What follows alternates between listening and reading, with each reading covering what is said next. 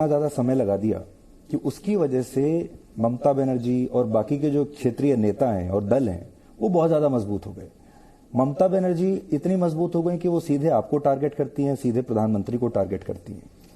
राजनीति में स्वाभाविक रूप से जो ओपोनेंट होंगे इसके खिलाफ कोई भी दल बात कर सकता है, कोई भी राजनेता बात कर सकता है, बुरा नहीं मानना चाहिए। लेकिन आपके 130 वर्कर्स की हत्या करने की हिम्मत और किसी की नहीं हुई किसी और राज्य में। देखिए, अगर आप इसको अचीवमेंट मानते हैं तो ठीक ही है, मैं कोई टिप्पणी करना नहीं चाहता, मगर इतना जरूर कहना चाहता हूं कि बंगाल के अंदर राजनीतिक हिंसा कर अपने आप को जो लोग सुरक्षित मानते हैं, यहां भारतीय जनता पार्टी की सरकार आने के बाद इस सारी घटनाओं की तह तक हम जाएंगे, जांच करेंगे और जो लोग रिस्पॉन्सिबल है वो सारों को जेल की सलाखों के पीछे ले जाएंगे। ये आप कह चुके हैं, लेकिन इससे आगे का मेरा सवाल ये है कि क्या उस जांच के दायरे में ममता बनर्जी स्वयं भी होंगी? मैंने कहा ना, जो जो रिस्पॉन्सिबल है वो सभी होंगे। पर ममता बनर्जी का नाम नहीं ले रहे हैं आप? नहीं, नाम तो जांच होगी तब लिए जाएंगे, जांच के बगैर मैं नहीं कह सकता। मैं इस किसी भी प्रकार का रिस्पॉन्सिबल स्टेटमेंट करने से आपने 2013 में इस पहले आपने कहा था कि इन्होंने शारदा मां शारदा को भी भ्रष्टाचार में जुड़ा दिया है। शारदा केलेंकरी करके शारदा, नारदा, इतने रोज वैली, इतने सारे जो स्कैम है अभी तक चल रहा है, बहुत दिन हो गया है। ये इसका कोई नतीजा कुछ निकल आ रहा है? क्योंकि लोग चाहते हैं कि ये जो भी भ्रष्टाचार किए हैं, जो भी आरोपी है, जिसके खिलाफ आरोप है, उसको कोई काफी सारी चार्जशीट की है, काफी सारे लोगों को अरेस्ट भी किया है और निश्चित रूप से लॉजिकल एंड तक जांच पहुंचेगी। इस चुनाव में जय श्री राम धनी को लेकर स्लोगन, एक जनता ने एक जय श्री राम को स्लोगन बना लिए, इसमें एक आक्रोश भी दिखता है। आपको लगता है कि ये तुष्टीकरण के खिलाफ कोई आक्रोश? निश्चित रूप से जय श्री राम बंगाल में कोई धार्मिक नारा नहीं है। जय श्री राम बंगाल के अंदर तुष्टीकरण की पॉलिटिक्स के खिलाफ आक्रोश है। नारों का स्वरूप बदलता है। एक नारा वंदे मातरम, जो एक जमाने में अंग्रेजों की खिलाफत के लिए था, आज वंदे मातरम देशभक्ति को प्रदर्शित कर युवाओं को भारत को मजबूत करने की यात्रा में जोड़ने के लिए है। नारों का स्वरूप बदलता है। अयोध्या के वक्त जय श्री राम का नारा जो था और यहां पर जो जय श्री राम का नारा था, दोनों में बहुत बड़ा अंतर है। यहां जय श्री राम का नारा बंगाल के अंदर जिस प्रकार से तुष्टीकरण की राजनीति को चरम सीमा पर ममता जी ने पहुंचाया, आपको दुर्गा पूजा करने के लिए भी कोर्ट का सहारा लेना पड़े, सरस्वती पूजा की कार्यक्रम रखने वाले शिक्षक की हत्या हो जाए और एक भी अरेस्ट ना हो, किस प्रकार का बंगाल इन्होंने बनाया है, इसके खिलाफ बंगाली जनता का आक्रोश है। और अगर ममता जी ये समझती है कि जय श्री राम का नारा हम लगा रहे हैं, तो उनको मालूम नहीं है नारा कभी नेता नहीं लगा सकते हैं, नारा जनता लगाती है। वो जहां जहां जाएगी जय श्री राम सुनना पड़ेगा उनको। और मैं तो मानता हूं कि उनको उसमें तकलीफ नहीं होनी चाहिए। जी अमित जी, बहुत सारे लोग ये भी कहते हैं कि जब पश्चिम बंगाल में आते हैं तो ऐसा लगता है पाकिस्तान में आ गए। यहाँ ना भारत का संविधान चलता है, ना यहाँ भारत के कानून है, ना सीबीआई आ सकती है, ना ईडी आ सकती है। आप जब यहाँ पर आते हैं, आपको भी क्या ऐसा ही महसूस होता है कि आप एक और किसी दूसरे देश में या ऐसे प्रदेश में आ गए? मैं पाकिस्तान जैसा शब्द प्रयोग नहीं करूंगा, मैं कभी नहीं चाहूंगा कि ऐसा कभी हो, परंतु मैं इतना जरूर मानता हूं कि लॉलेसनेस है यहां पर। कानून और व्यवस्था की परिस्थिति सुधीर जी ठीक नहीं है और पूरे एडमिनिस्ट्रेशन का पॉलिटिसाइजेशन कर दिया गया है, पूरे एडमिनिस्ट्रेशन का। तो अगर मान लीजिए आपकी सरकार बन गई, अब तो बहुत सारे लोग इस समय पूरे देश के और पश्चिम बंगाल के भी सुन रहे होंगे, अगर आपकी सरकार बन गई तो आपका रोड मैप क्या होगा? सबसे पहले आप क्या करेंगे, कहां से शुरुआत करेंगे? ढेर सारे मोर्चों पर हमें आगे बढ़ना पड़ेगा, ढेर सारे मोर्चों पर। सबसे पहली प्रायोरिटी हमारी कानून और व्यवस्था को सुधारना होगी, जैसे हमने यूपी में किया है। यूपी में भी एडमिनिस्ट्रेशन का कंप्लीटली पॉलिटिसाइजेशन हुआ था, इसको हमने सुधारा है। आज एडमिनिस्ट्रेशन स्वतंत्र रूप से काम कर रहा है, कानून और व्यवस्था की परिस्थिति पर एक प्रकार का कंट्रोल आया है। घुसपैठ को भी हम कंट्रोल में रहेंगे और विकास के मोर्चे पर भी ढेर सारे समुदाय ऐसे हैं जो विकास से वंचित रह गए, उनको विकास की मुख्य धारा में जोड़ने का भी हम काम करेंगे। आप सुनार बांग्ला बोलते हैं, सुनार बांग्ला लाएंगे। सुनार बांग्ला का मतलब क्या है? ये इसमें इंडस्ट्री में या एजुकेशन में किस इतना सीमित मतलब नहीं है सुनार बांग्ला का। सुनार बांग्ला का मतलब है हर बंगाली नागरिक अपनी अभिव्यक्ति भय के बगैर कर पाए, इस प्रकार के वातावरण की निर्मित करना। सुनार बांग्ला का मतलब है देश की, राज्य की सीमाओं की और देश की सीमाओं को सुरक्षित करना। सुनार बांग्ला का मतलब है हर गरीब को 2 समय भरपेट भोजन मिल पाए, इसकी व्यवस्था करना। सुनार बांग्ला का मतलब है हर युवा को रोजगार देने की दिशा में आगे बढ़ना। सुनार बांग्ला का मतलब है एडमिनिस्ट्रेशन पूरा जो चरमरा गया है वो एडमिनिस्ट्रेशन को पटरी पर लगाना। जिस बंगाल का देश में सबसे ज्यादा जीडीपी कंट्रीब्यूशन होता था, बंगाल को फिर से उस जगह पे पहुंचाना। सुनार बांग्ला का मतलब है बंगाल की अस्मिता को जागरूक करना। सुनार बांग्ला का मतलब है यहाँ पर संस्कृति और कला जो बम धमाकों की आवाज में दब गई है, उसको फिर से बंगाल को सांस्कृतिक क्षेत्र के अंदर, कला के क्षेत्र के अंदर बहुत बड़ा कंट्रीब्यूटर बनाना। यहाँ के कलाकारों को, यहाँ के सांस्कृतिक के क्षेत्र में कंट्रीब्यूट करने वाले लोगों को एक वैश्विक प्लेटफॉर्म मिले, राष्ट्रीय प्लेटफॉर्म मिले, इस प्रकार की रचना करना। सुनार बांग्ला सिर्फ आर्थिक विकास का परिचायक नहीं है। पर ये सब करने के लिए आपके पास अमित जी टीम है क्या? कोई कप्तान है? ऐसा है, जब हम सरकार बनाने जा रहे हैं तो हम इस पर भी सोच रहे हैं। मेरी पार्टी की पूरी टीम इस पर लगी है।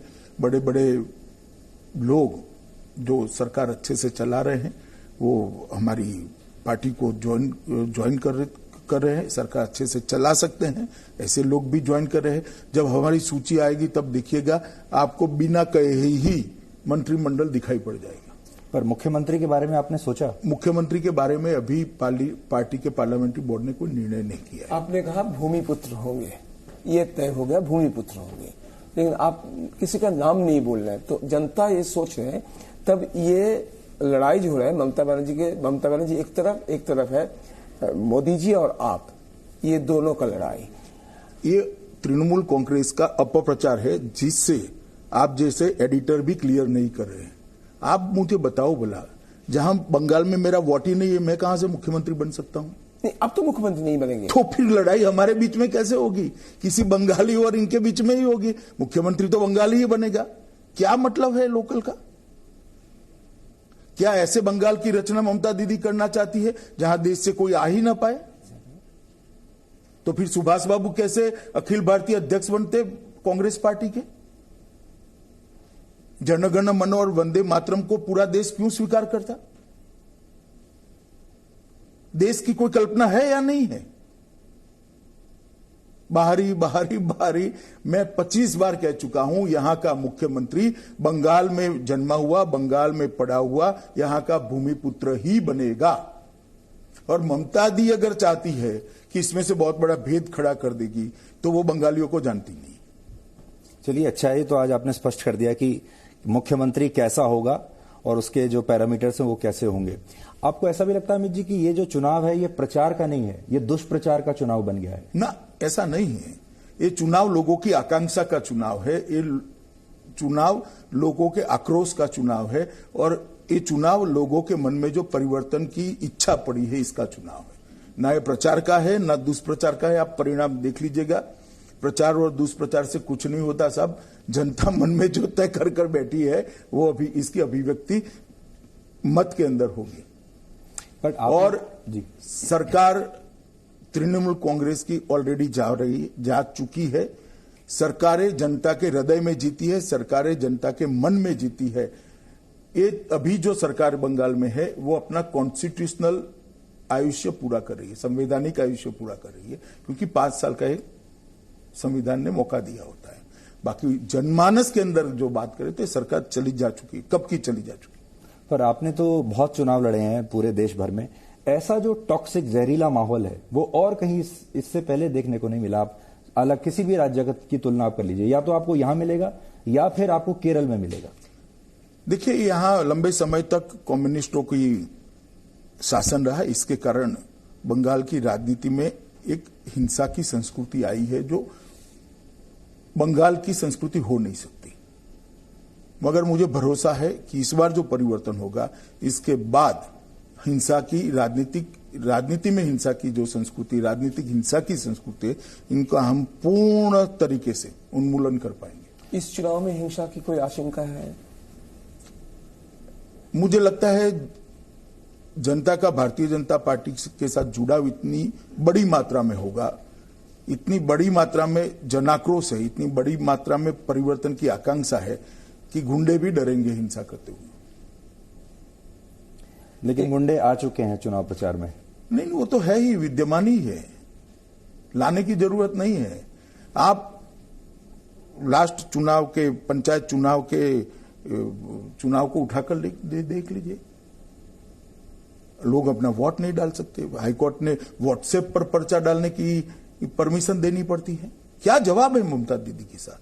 देश भर में कहीं देखा है आपने कि व्हाट्सएप पर नॉमिनेशन होगा?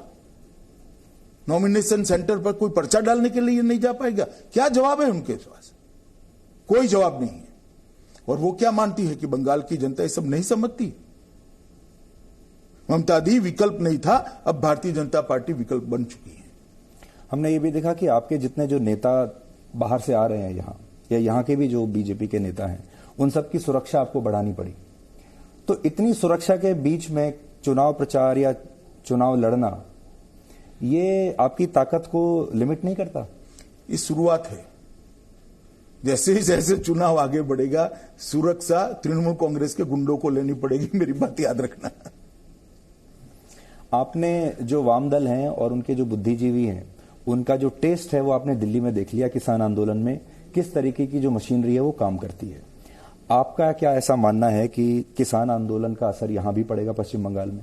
देखिए, मेरा मानना है कि भारत में वामपंथी आंदोलन समाप्त हो चुका है। अब जो बचे कुचे लोग हैं, वो देश के परिवर्तन की राह को मोड़ नहीं सकते। अटेम्प्ट जरूर कर सकते हैं, मगर देश में जो परिवर्तन आ रहा है, इसका रास्ता नहीं बदल सकते। लेकिन जो आंदोलन हुआ कृषि कानूनों को लेकर, उसका आपको लगता है यहां भी ये कोई फैक्टर हो सकता है पश्चिम बंगाल में? देखिए भाई, डेमोक्रेसी है, लोकतंत्र है, सभी लोग अपनी अपनी बात रखेंगे। जनता जिस बात को सच्चा मानेगी, वो मतपेटी के अंदर इसकी अभिव्यक्ति करेगी। हमने अपना पक्ष रखना चाहिए, उन्होंने अपना पक्ष रखना चाहिए। मगर यहां के किसान को 6,000 रुपया चाहिए जो मोदी जी भेज रहे हैं, और ममता दी उसको मिलने नहीं दे रही है। मैं सिर्फ इतना पूछना चाहता हूं ममता बनर्जी सरकार से कि बंगाल के गरीब किसान का क्या दोष है कि इसको ये 6,000 रुपया नहीं मिल रहा है। मगर मोदी जी ने आश्वस्त किया है, चिंता मत करिए, भारतीय जनता पार्टी की सरकार आते ही पुराना भी देंगे और नया भी देंगे। उनका जाएगा नहीं, इनके बैंक अकाउंट के अंदर कट मनी के बगैर सीधा ट्रांसफर कर देंगे।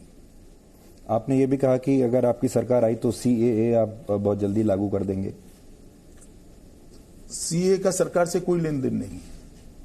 सीए देश तो का कानून है, लेकिन देश का कानून है, पूरे देश भर में लागू होगा। पर ममता जी तो कह चुकी हैं कि वो यहां लागू होने नहीं देंगी उसको। वो तो काफी सारी बातें ऐसे कहती हैं। ये भी सही, मतवा संप्रदाय की जो दिल आजादी के बाद किसी ने पार्टी ने छुई पहली दफा अस्मिता के आधार पर, तो आपने छुआ, ये सही। लेकिन सीए पर भी उनका एक आकांक्षा है कि ये जल्दी लागू हो जाए, जल्दी लागू हो जाए। लेकिन वो इस बार भी आप जो आए थे, वो सोचा था कि इस बार कुछ बोलेंगे आपने कहा कि टीकाकरण के बाद ये होगा। टीकाकरण के साथ कैसे ये जुड़ा हुआ है, ये सवाल उन्होंने कुछ लोग उठाया। अब जरा बता दीजिए कि कैसे आपने सोचा टीकाकरण? देखो भाई, सबसे पहले मैं एक बात बता दूं, आप जो सवाल पूछ रहे हो वो तृणमूल कांग्रेस का सवाल है। अच्छा ही हुआ आपने पूछ लिया, तो मैं क्लैरिफाई कर पाऊंगा। आप ये समझ लीजिए कि 70 साल से इनको वादा किया गया था। आजादी के वक्त जो कांग्रेस के नेता थे, उन्होंने किया था कि बांग्लादेश और पाकिस्तान से, उस वक्त के पूर्वी पाकिस्तान से और पश्चिमी पाकिस्तान से, अफगानिस्तान से जो लोग शरणार्थी के रूप में आते हैं, जो हिंदू, सिख, बौद्ध, जैन हैं, उनको हम नागरिकता देंगे। ये वादा कांग्रेस का किया हुआ वादा था, मगर आज तक किसी ने पूरा नहीं किया। हमने 2018 में बंगाल की जनता को और देश भर में बैठे हुए शरणार्थियों को ये वादा किया कि इसको हम पूरा करेंगे, हम सिटीजनशिप अमेंडमेंट एक्ट लेकर आएंगे। और 2020 में 19 में हम एक्ट लेकर आ गए एक ही साल में। तो 70 साल का वादा 70 साल तक कांग्रेस, तृणमूल कांग्रेस, कम्युनिस्ट किसी ने पूरा नहीं किया, हमने एक साल के अंदर पूरा किया है। जहां तक प्रक्रिया पूरी करने का सवाल है, उनको अब कोई निकाल नहीं सकता। पहले ये समझ लीजिए, ये भी भारतीय जनता पार्टी की नरेंद्र मोदी सरकार ने व्यवस्था की है कि 2018 में कि जितने भी शरणार्थी हैं उसको लॉन्ग टर्म वीजा देकर यहां रहने की व्यवस्था करी है। उनको निकाल नहीं सकता कोई। अब जहां तक उनको मताधिकार देने का सवाल है, नागरिक बनाने का सवाल है, ये भी हम जल्द ही करेंगे। और मतवा समाज बहुत अच्छे तरीके से जानता है कि जिन्होंने कुछ नहीं करा और आज भी कह रहे हैं हम नहीं करेंगे, उनको ये सवाल उठाने का अधिकार नहीं है। ममता दीदी तो आज भी कह रही है कि हम नहीं देंगे नागरिकता, अब तो आज भी कह रही है। तो भला क्या मतवा समाज ममता दीदी का भरोसा करेगा? और क्यों करेगा? वो तो कह ही रही है कि हम तो नहीं देने देंगे आपको, क्योंकि आपको देने से हमारे दूसरे वोट बिगड़ जाते हैं। सीएए हमारे लिए राजनीतिक मुद्दा नहीं है। सीएए देश ने एक जो वादा किया था, वो करोड़ों लोगों के साथ 70 साल तक जो अन्याय हुआ है, वो अन्याय के परिमार्जन का मुद्दा है। बंगाल की जो संस्कृति है, कल्चर, उसके साथ इस बार चुनाव कैसे जुड़ गया? बहुत बड़े आपके प्रचार में, उनके प्रचार में सभी लोग संस्कृति को लेकर कुछ ज्यादा ही बोल रहे हैं। संस्कृति इस बार चुनावी मुद्दा बन गया है, आपको लग रहा है? इसीलिए चुनावी मुद्दा बना है कि संस्कृति का हास हुआ है। बम धमाके आजादी के बाद होना बंगाल की संस्कृति नहीं है।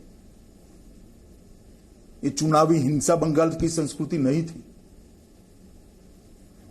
कंजर्वेटिव माइंडसेट से राजनीति चलाना ये बंगाल की संस्कृति नहीं थी।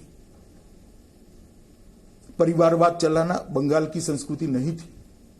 संस्कृति का हास हुआ है, इसीलिए बंगाल की संस्कृति चुनावी मुद्दा बनी और बनना भी चाहिए।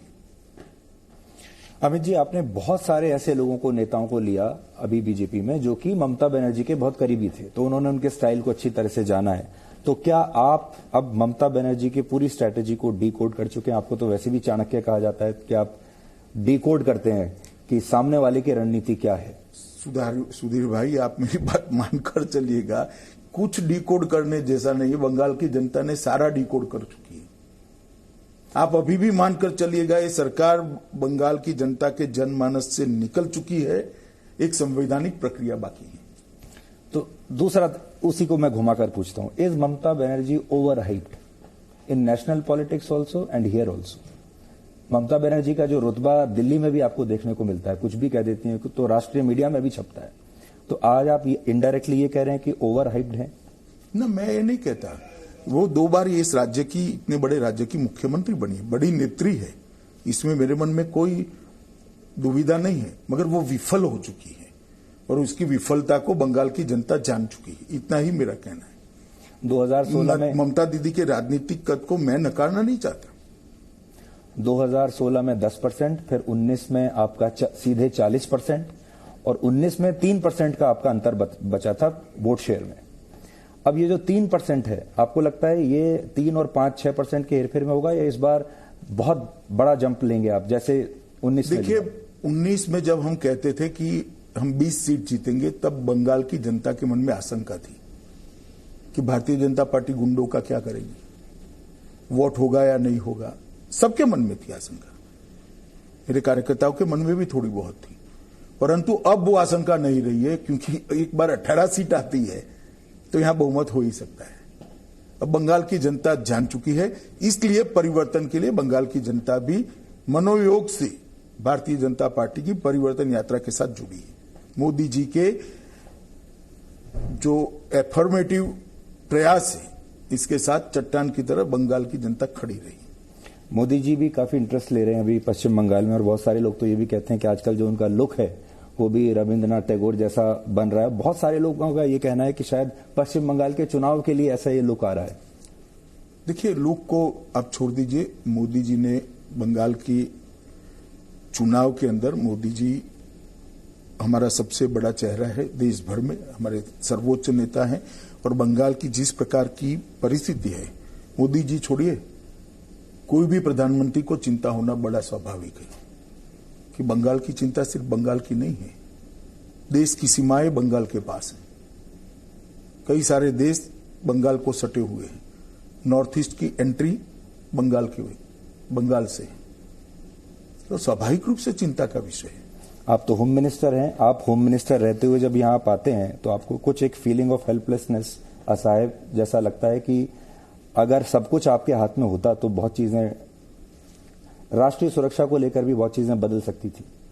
देखिए, असहायता का भाव कभी किसी भी व्यक्ति को मदद नहीं कर सकता।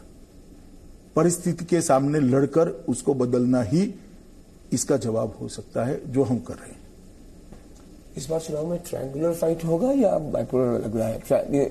लेफ्ट कांग्रेस और अब्बास सिद्दीकी वगैरह ये तीनों गठबंधन बनाने की कोशिश कर रहा है। अगर ये गठबंधन बनती है तो ये ट्रायंगुलर फाइट अगर होता है, इसका सुविधा आपको मिलेगा या तृणमूल को मिलेगा? देखिए, एक जमाना था जब एंटी ममता वोट में डिवीजन होता था, तो ज्यादा ही पार्टियां होने से ममता जी को फायदा होता था। अब एंटी बीजेपी वोट में डिवीजन होगा, ऐसा मेरा स्पष्ट एनालिसिस है। तो जितने भी एंगल बढ़ेंगे, हमारा विक्ट्री का मार्जिन उतना बड़ा होगा। अब हमारा जीतने का पर्याप्त वोट हमारे पास आ चुका है, एंटी बीजेपी वोट में सारा बंटवारा होना है जो होना है। लेकिन जो लोग तृणमूल से परेशान होंगे, जब आपके यहां भी उन्हीं चेहरों को इंपोर्ट होते हुए देखेंगे तो उसका फर्क नहीं पड़ेगा? देखिए, देश के कई राज्यों में सब पार्टी से अच्छे लोग भारतीय जनता पार्टी को ज्वाइन किए, उसके बाद में अच्छी सरकारें चलाकर हमने बताया है, चाहे असम हो, मणिपुर हो, उत्तर प्रदेश हो, उत्तराखंड हो, कई जगह पे हुआ है। भारतीय जनता पार्टी का हाजमा बड़ा है और भारतीय जनता पार्टी की सरकारें भारतीय जनता पार्टी का संगठन चलाती। क्या आप मानते हैं कि ममता बनर्जी आपकी सबसे बड़ी प्रतिद्वंदी हैं इस समय राष्ट्रीय राजनीति में? देखिए, मैं इस प्रकार के जवाबों को सीधे जवाब नहीं देना चाहता हूं, मगर मैं इतना कहना चाहता हूं कि मोदी जी के स्पर्धा में नजदीक में भी कोई नहीं है।